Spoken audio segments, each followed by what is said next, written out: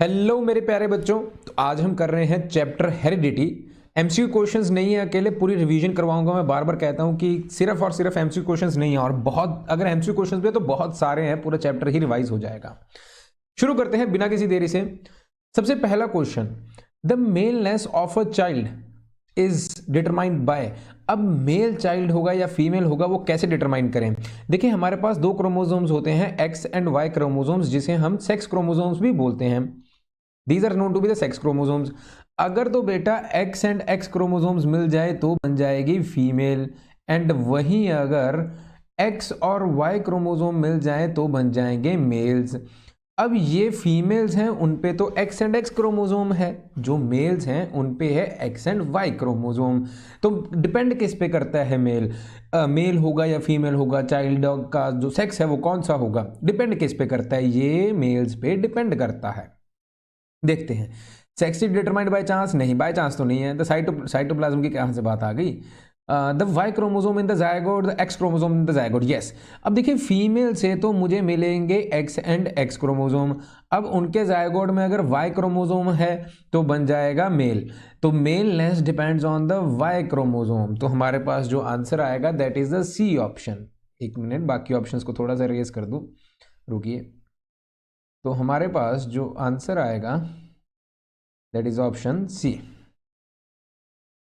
चलो next, the number of pair of sex chromosomes in the zygote. देखिए वैसे हमारे पास 46 क्रोमोसोम्स होते हैं, total number of chromosomes are 46।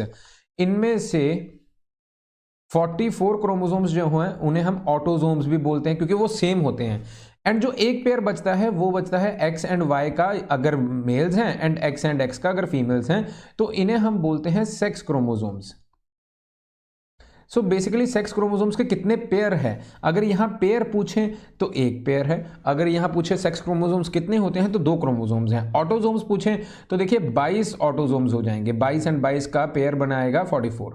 तो ये हमारे पास होता है। The two versions of trait character which are brought in by male and female gametes are situated on, okay, जो भी traits लेके आएंगे वो कहाँ पे situated होगा, वो situated होगा टू डिफरेंट क्रोमोसोम्स पे। जरूरी नहीं है सेक्स क्रोमोसोम्स पे हो, सेक्स क्रोमोसोम्स हम इसीलिए बोलते हैं क्योंकि उनसे सेक्स डिसाइड होता है कि वो मेल है या फीमेल है, तो सेक्स क्रोमोसोम्स बोलेंगे। बट अगर हम डिसाइड करेंगे कि क्रोमोसोम्स कौन से हैं तो उन्हें हम बोलेंगे कि टू डिफरेंट क्रोमोसोम्स के ऊपर वो जब इकट्ठे होंगे तभी वो ट्रेट अपना शो करेंगे। C option is the better answer, ठीक है, बाकी के ऑप्शन सारे गलत हैं। जीनोटाइप, देखिए मैं बार बार बोलता हूं, जीनो नाम से ही क्लियर है जीन्स, एंड फीनो नाम से ही क्लियर है फिजिकल अपीयरेंस। तो बेटा अगर जीन्स के बारे में पूछेंगे कि उनमें किस तरह के जीन्स हैं, लाइक कैपिटल टी या कैपिटल टी स्मॉल टी या स्मॉल टी और स्मॉल टी, तो बोलेंगे जीनोटाइप। एंड फिजिकल या वो टॉल है या वो शॉर्ट है, यही हो सकता है, तो उसे हम बोलेंगे फिनोटाइप, फिजिकल रिलेशन। तो genotype means genetic composition of organ, नहीं। Genetic composition of individual, yes yes. Genetic composition of the germ cell, तो ये जर्म सेल वाला ज्यादा बेटर है बिकॉज इन्हें हम बोलते हैं जर्म सेल्स। जर्म सेल्स की जेनेटिक कंपोजिशन क्या है वो बताएंगे हमें जीनोटाइप। देखिए genetic composition of an individual तो हमें नहीं कह सकते हम, जेनेटिक कंपोजिशन ऑफ द वो जर्म सेल, वो एक सेल की जेनेटिक कंपोजिशन क्या है हम वो कहेंगे। इंडिविजुअल में बहुत सारे कैरेक्टरिस्टिक्स होंगे तो हम जर्म सेल वाला सही है उसकी तरफ चलेंगे। द क्रॉसिंग ऑफ अ होमोजाइगोस, अच्छा होमोजाइगोस एंड हेट्रोजाइगस काफी बच्चों को क्लियर है, अगर जिनको क्लियर है वेल डन बेटा, मतलब कि आपको बहुत सारी चीजें आ रही हैं हेरिडिटी में। और अगर नहीं क्लियर मैं बैठा हूं, मैं करवाऊंगा। With the dwarf would be yield F2 plants in the ratio of.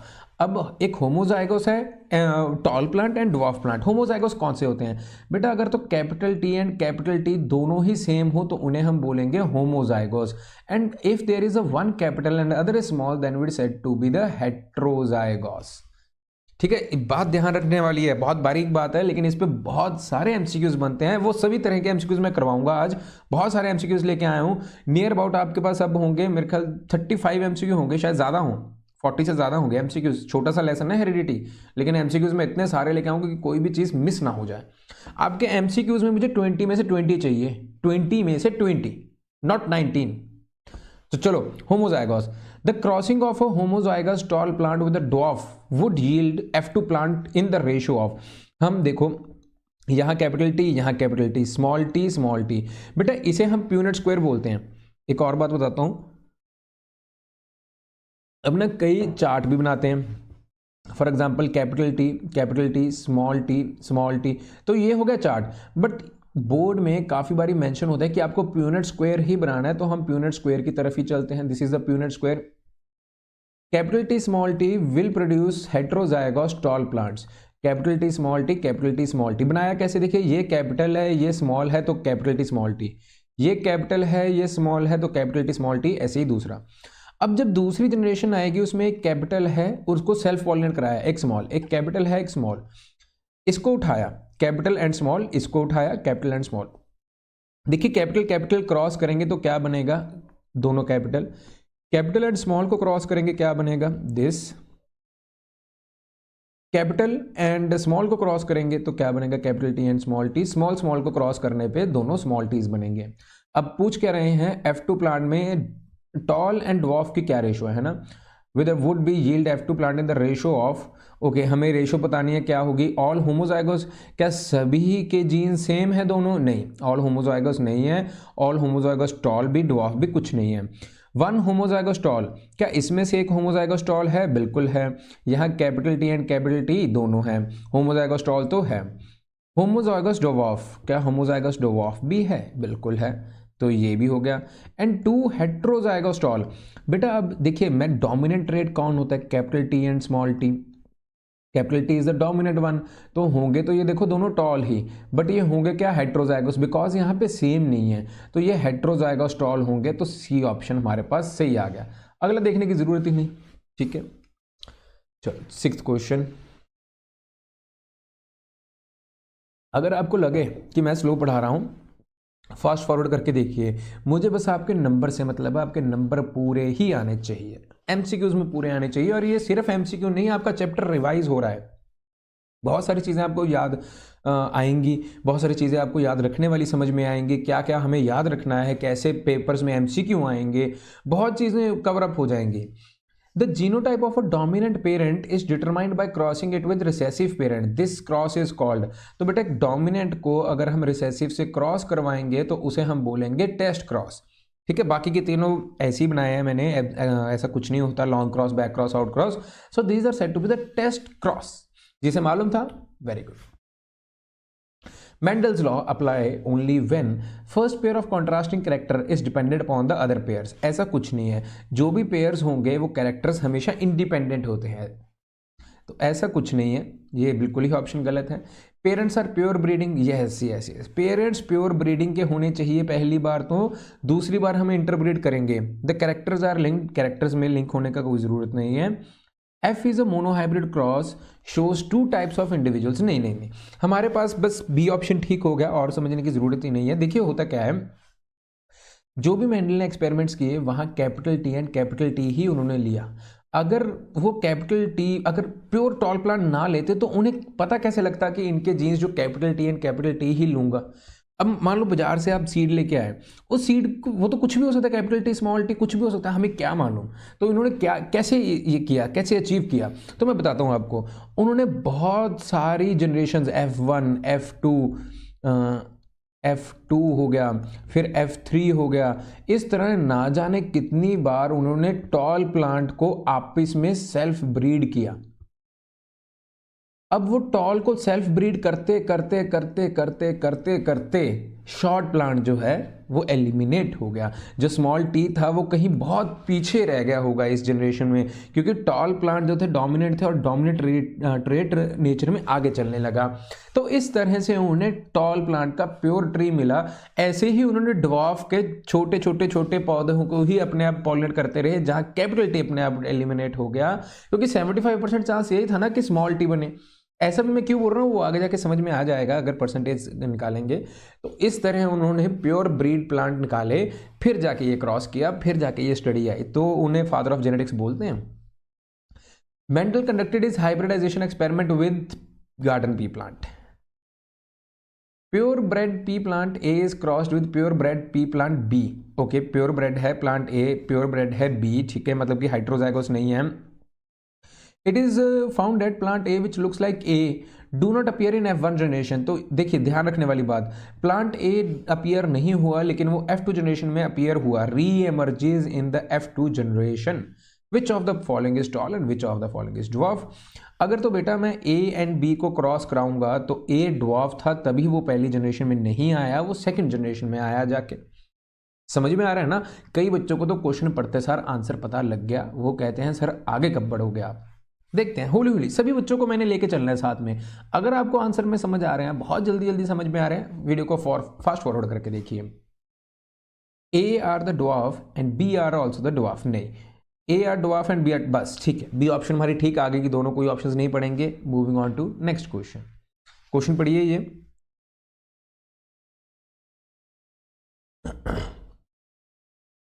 Mendel was lucky in the choice of the material of his experiments. Among the following, which contributed to his success? He considered only one character at a time. He liked pea plants. The qualitatively analyzed his data आएगा, date नहीं आएगा, यहाँ data आएगा.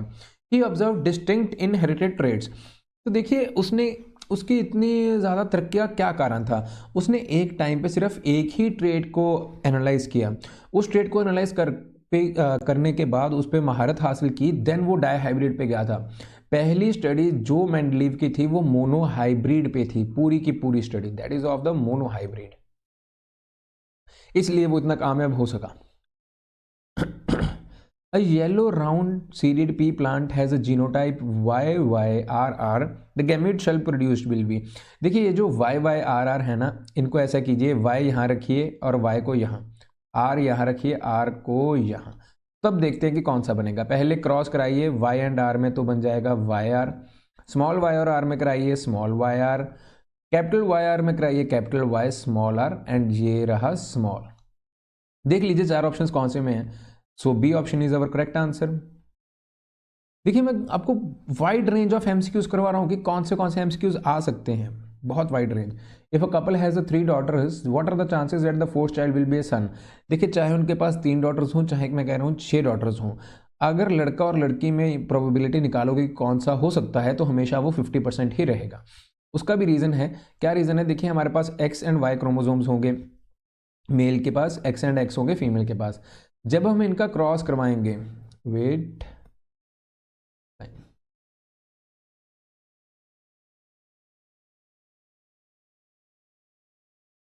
अब ये line बनेगी नहीं बनेगी, मुझे नहीं लग रहा है ये बनेगी, छोड़ो सीधे ही लगा देता हूँ। अरे सारा डिलीट हो गया, चलो सीधे लगा देता हूँ लाइन बेटा। दैट इज नहीं बनी लाइन, एक्स एंड यहाँ ऊपर फीमेल्स आ गई, अब नीचे मेल्स हैं, कोई दिक्कत नहीं। तो this is the Punnett square. यहाँ एक्स एंड एक्स आ जाएगा, क्रॉस करेंगे फिर एक्स एंड एक्स आ जाएगा, यहाँ क्रॉस करेंगे एक्स एंड वाई आ जाएगा, एक्स एंड वाई को क्रॉस करेंगे फिर एक्स एंड वाई आ जाएगा। देखो 50-50% चांस है, दो चांस है मेल्स, दो चांस है मेल्स, दो है फीमेल्स, तो 50% चांसेस हैं। So we got the option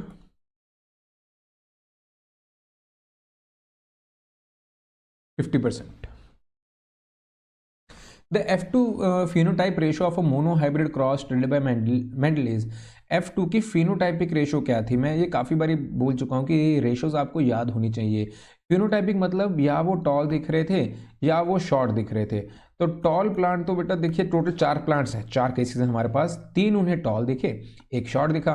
काफ़ी बच्चों को मालूम था, वेल एंड गुड। जिनको ये मालूम है 4:1 is not the right answer, तो 3:1 इज़ द राइट आंसर। बहुत बच्चों को मालूम है तो बहुत बढ़िया बात है। एलेज, नाउ इन्हें एलेलेज, स्पेलिंग एलेलेज है बट इन्हें बोलते हम अलाइज हैं, ठीक है। मैं अलाइज बोलूँगा, आप जो मर्जी बोलिए।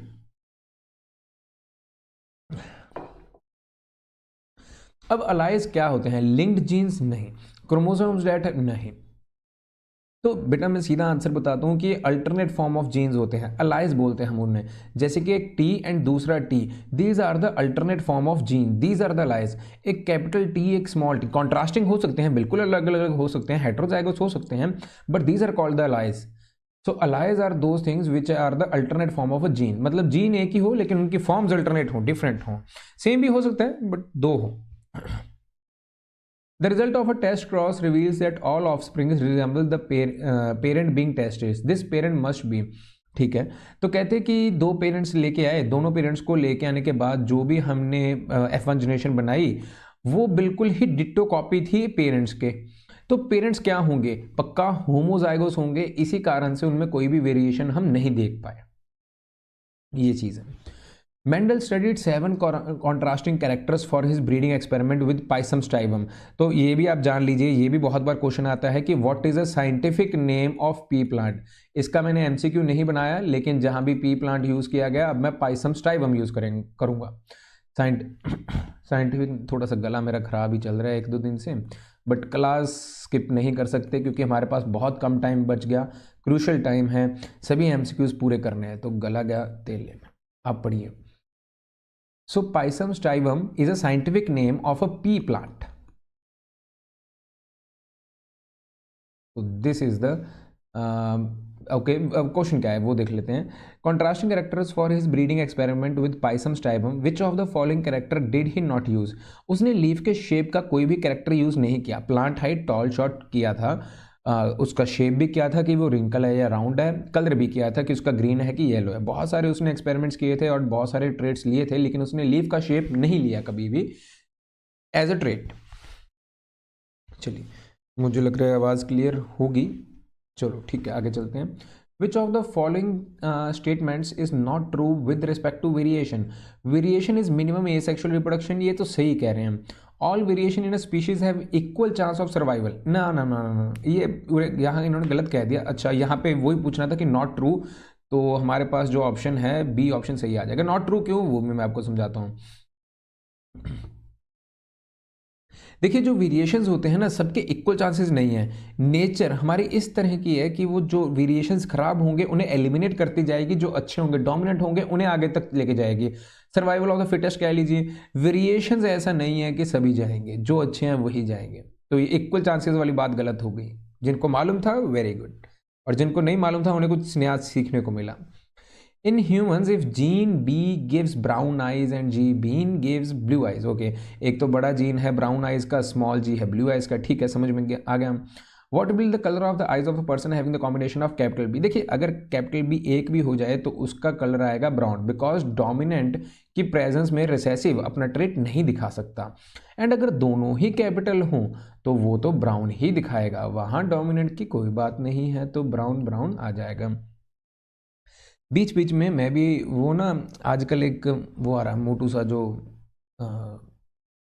काफ़ी वायरल हो रहा है, तो उसकी तरह बात करने लग गया। Cross between a tall P plant, तो पता नहीं क्या हो जाता है, बीच में उसकी तरह बात करने लग जाता हूँ। वो भी ऐसे ही बोलता है, पता नहीं कैसे बोलता है, अजीब तरीके से बोलता है। अरे पूजा करे, मुझे उससे कोई दिक्कत नहीं, लेकिन बोलता बहुत अजीब तरीके से है, उससे थोड़ा सा वो माइंड डिस्टर्ब हो जाता है जैसे उसको सुनता हूँ।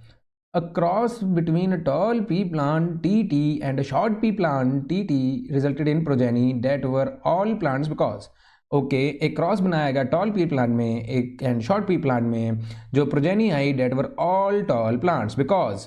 देखिए, एक क्रॉस बनाया टॉल में, एक ये रहा शॉर्ट, काफ़ी बारी बना चुके हैं, tall and short, tall and short, tall and short. ये कैसे बना रहा हूँ मैं अभी आपको समझा चुका हूँ, नहीं समझ में आएगा मेरी यूट्यूब पे वीडियोस पड़ी हैं, वहाँ देख लीजिए। Tallness is a dominant trait, बिल्कुल हाँ, टॉलनेस डोमिनेंट ट्रेट है। Height of the P plant is not governed bye, ये गलत है, तो पहली ऑप्शन ठीक होगी। मैं क्यों जा रहा हूँ आगे, ये ऑप्शन ठीक है, टिक करो, आगे चलो। 2 pink colored flowers on crossing result in 1 red 2 pink 1 white flower progeny। Okay, 2 pink colour के फ्लावर्स थे, उनमें एक तो रेड आ गया, 2 पिंक आ गए एंड वाइट फ्लावर प्रोजेनी आ गया, the nature of cross will be. तो देखिए ये हुआ क्या है, फर्टिलाइजेशन तो चलो हम तो क्रॉस करवा रहे हैं, तो फर्टिलाइजेशन का तो कोई मतलब नहीं। सेल्फ पॉलिनेशन, अगर पिंक का पिंक से ही पॉलिनेट कराएंगे तो पिंक ही बनेगा। डबल फर्टिलाइजेशन अभी आपको नहीं है, वैसे डबल फर्टिलाइजेशन ना जो भी वो 10th में आ जाएगी आपको, जो अच्छा सच आप तो 10th में ही हो, सॉरी। डबल फर्टिलाइजेशन ना रिप्रोडक्शन का पार्ट है, उसे हम तब बोलते हैं जब पोलन ट्यूब ग्रो होती है एक स्टाइल और सिग्मा में, पिछले चैप्टर का पार्ट है, वो माइक्रोपाइल से अंदर करेगी फ्लावर की ओवरी में। माइक्रोपाइल से जब पोलन ट्यूब अंदर जाएगी तब वहाँ 2 polar male nuclei 2 female nuclei से फर्टाइल करते हैं, उसे डबल फर्टिलाइजेशन बोलते हैं। तो ये फ्लावर्स में होती है, जब भी फ्रूट या सीड्स बनते हैं, तो ये पिछले चैप्टर का पार्ट है double fertilization, not in this chapter. तो यहाँ क्रॉस फर्टिलाइजेशन आएगा। वैसे भी देखिए, एक रेड है सॉरी मैं भूल जाता हूँ, मैं 9th पढ़ा रहा हूँ, 10th पढ़ा रहा हूँ, +1 भूल जाता हूँ, मुझे सच में कभी कभी याद नहीं रहता मेरा ना। बस ऐसे एक किताब सामने रख दो, कोई टॉपिक हो मुझे उस ये बता दो कि इस टॉपिक पे समझा दो सर, मैं बोलना शुरू कर दूंगा, समझाना शुरू कर दूंगा और पूरा समझा भी दूंगा, मैथ्स बिना बुक के पढ़ा दूंगा आपको। लेकिन मुझे ये नहीं याद रहता कौन सा बच्चा कौन सी क्लास में है या मैं कौन सी क्लास को टीच कर रहा हूँ। मैं बस पढ़ाना जानता हूँ कि पढ़ा दूंगा, लेकिन कौन सी क्लास को ये नहीं पता लगता मुझे, काफ़ी बार ऐसा हो जाता है। चलो, 1 red 2 pink and white flower है। देखिए रेड पिंक एंड वाइट अगर आएंगे तो वो क्रॉस फर्टिलाइजेशन में ही आ पाएंगे, अदरवाइज वो नहीं आ पाएंगे। तो B option is the right answer. The physical manifestation of an organism genes is at physical manifestation, physical मतलब फिनोटाइप, जीन्स मतलब जीनोटाइप, तो यहाँ गलत है, ये कुछ होते ही नहीं, तो ये भी गलत है। ऑप्शन नंबर ए सही आंसर है। Blue eye color in human is recessive to brown eye color. The expected children of a marriage between a blue-eyed woman and a brown-eyed male who had a blue-eyed mother, अच्छा उसकी mother blue-eyed थी, are likely to be, ओहो कहते उसके mother blue-eyed थे, वो एक blue eyed, okay चलो ऐसे समझते हैं हम कि अगर कोई भी मेल होगा जिसके मदर ब्लू आइड हैं, उसमें भी एक जीन तो ऐसा है कि ये ब्राउन हो गया, दिस इज द ब्लू। तो जो लड़का है ना मेल, उसके जीन्स कैसे होंगे, brown, this set to be the brown, जिसमें ब्लू का एक टेंट होगा, मतलब हल्का सा ट्रेड तो होगा। फीमेल जो है वो होमोजाइगोस बताई गई है कि उसके पास तो ब्लू आइज ही है, यानी कि दोनों ट्रेड उसके पास बी एंड बी है। तो इसको करना कैसे है मैं बताता हूँ आपको, इसका पीनट स्क्वायर कैसे बनेगा।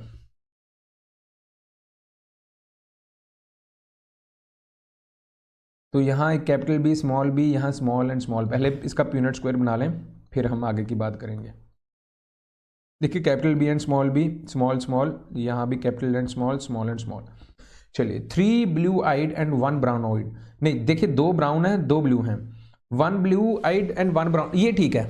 देखिए अगर मैं 1 लिखूं या 2 लिख दूं तो भी एक ही बात है। तो यहाँ कह रहे हैं कि 1 ब्लू आइड आएगा एंड 1 ब्राउन आइड आएगा, यानी कि 50-50% चांस ही बोल रहे हैं, तो यस ये ठीक है ऑप्शन। देखिए ऑप्शन में भी सीबीएसई कैसे खेल रहे हैं, ऑप्शंस में भी खेल रहे हैं। पहले तो क्वेश्चन डिफिकल्ट था क्वेश्चन, ऑप्शंस में भी खेल दिया, 2 की बजाय 1 दे दिया, बच्चों को कंफ्यूज करेगा, ऐसे नहीं होंगे। The number of autosomes in the human body, मैंने अभी बताया था कि 44 क्रोमोजोम्स होते हैं, जिसमें से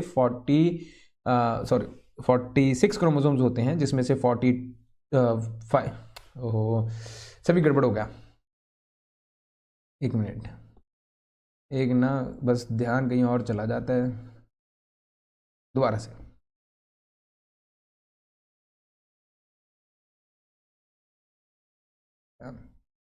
चलो 46 क्रोमोसोम्स होते हैं, जिसमें से 2 क्रोमोसोम्स जो हैं, देखिए अगर टोटल लगाएंगे तो 46 क्रोमोसोम्स हैं, पेयर्स लगाएंगे तो 23 क्रोमोसोम्स हैं।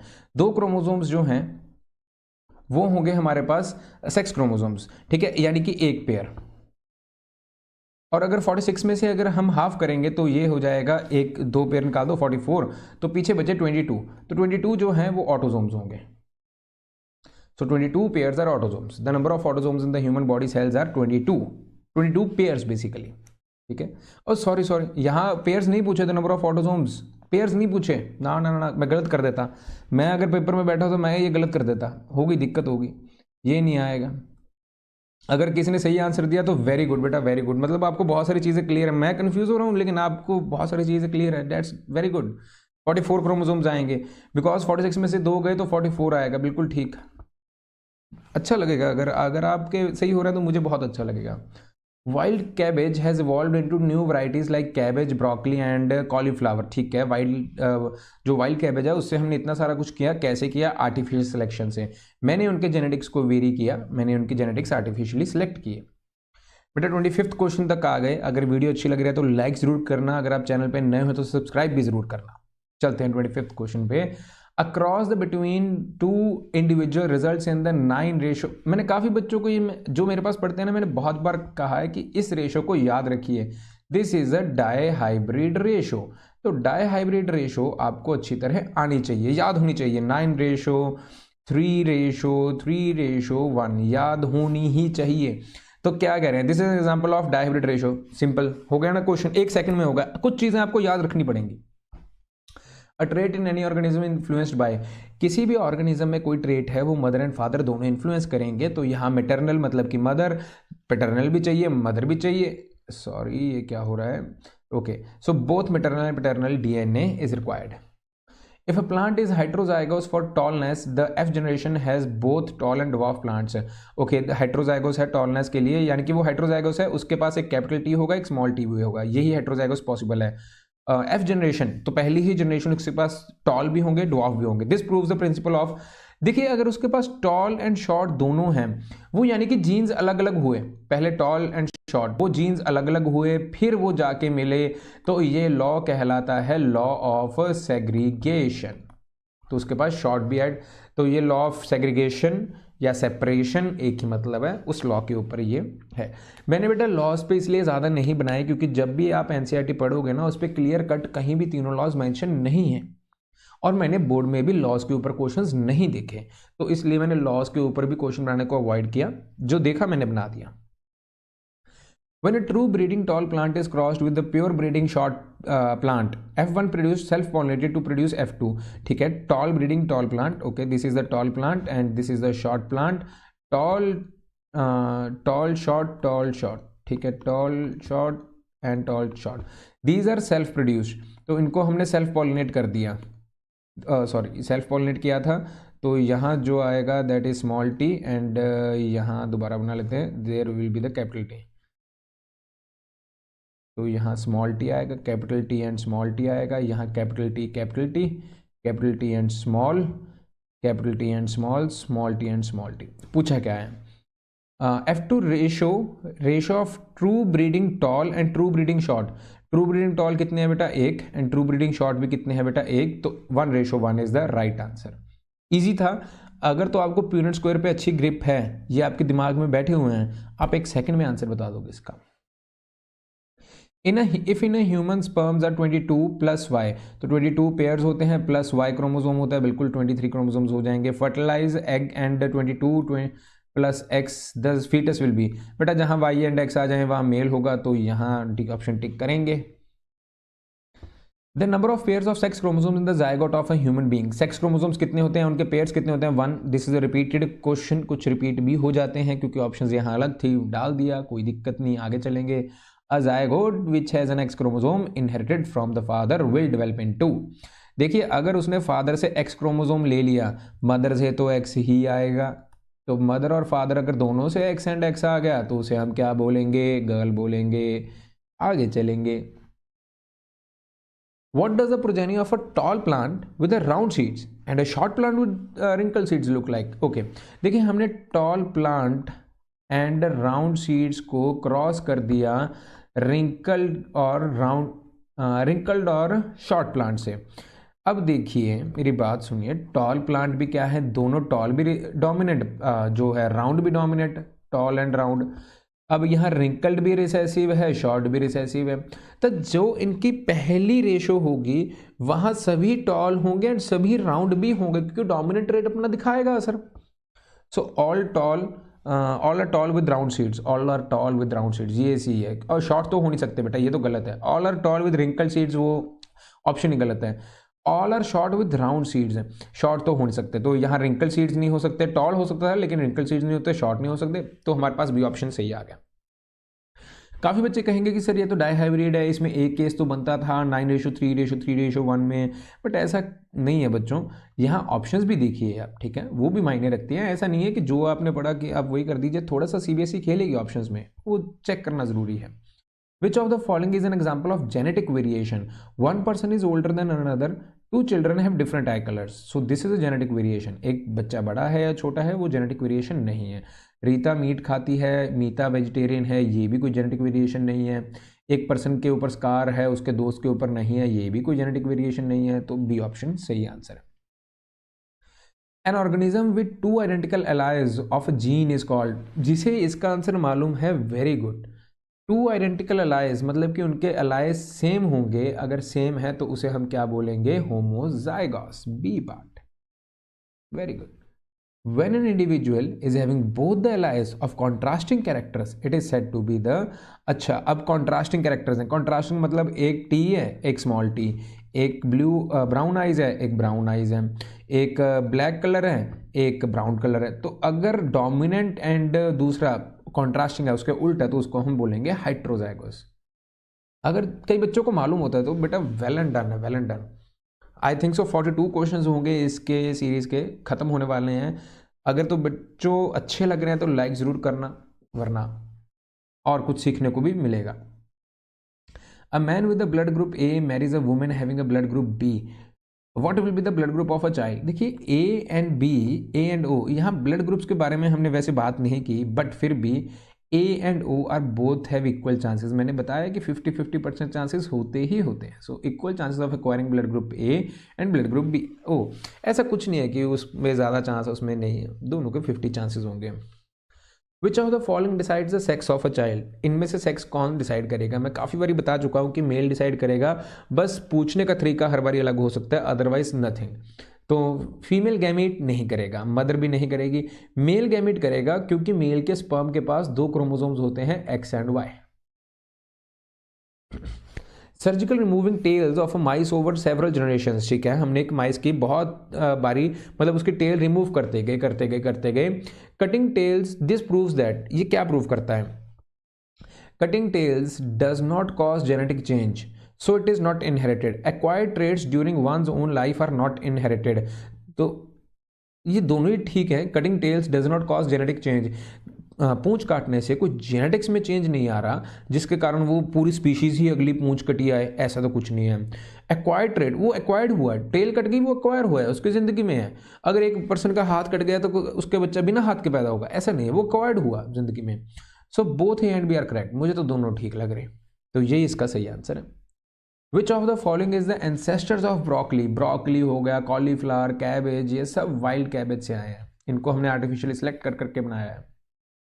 Moving on to next question, which of the following characters can be acquired but not inherited? हम इनहेरिट नहीं कर सकते, एक्वायर कर सकते हैं। क्या वो टेक्सचर ऑफ एयर है, क्या वो कलर ऑफ आईज है, size of body, colour of skin. जिनको मालूम पड़ गया वेरी गुड बेटा, वेरी गुड, मतलब ये लास्ट क्वेश्चंस में आ गया, आपको चैप्टर काफ़ी हद तक आता है, आपने कितने क्वेश्चन सही किए, ठीक है। आप कमेंट्स में बताया करो आपने कितने क्वेश्चंस आपको लग रहा था कि इसका आंसर ये है, वो सही है। कॉपी पेन लेके रखो साथ में, कोई चीज़ सीखने को मिलती है तो उसे लिख दो, ठीक है, अच्छा लगेगा। नोट्स बनाओ इसके, बहुत बढ़िया। बाकी मैं भी इनके नोट्स आपको शेयर कर दूंगा PDF फॉर्म में, या तो आप डिस्क्रिप्शन खोल के देखना, वहाँ मिल जाएगा, वरना अगर आपको चाहिए आप कमेंट्स में बताइए, मैं आपको टेलीग्राम एक चैनल बना दूंगा, वहाँ सभी नोट्स डाल दूंगा। In order to ensure that he had a pure breeding plants for his experiments, Mendel removed the male parts of the bird, removed the female parts। ऐसा तो उसने कुछ नहीं किया। Let each variety self fertilize for several generations। ये बात, ये देखो, ये मैंने अभी बताया था कि अगर मेंडल है, वो प्योर ब्रीडिंग प्लांट है, एक्सपेरिमेंट्स हैं, उसने बहुत जनरेशंस तक उन्हें सेल्फ फर्टिलाइज किया ताकि उनमें से जो भी दूसरा ट्रेट है वो खत्म हो जाए अपने आप, ठीक है। If a heterozygous tall plant is crossed with a homozygous dwarf plant, okay, heterozygous है टॉल बेटा, that is capital T and small T, and homozygous है ड्वार्फ यानी कि small and small T. The proportion of dwarf progeny, proportion क्या आएगी वो बना लेते हैं, capital T and small T, small and small, capital and small, small and small. Proportion of dwarf progeny, तो बेटा 2 ये आए, टोटल 4 केसेस थे, तो परसेंटेज निकालनी हो ऐसे निकल भी जाती है। वैसे आपको दिख रहा होगा कि 50% जो हैं वो हमारे पास ये है टॉल शॉर्ट प्लांट है और 50% टॉल।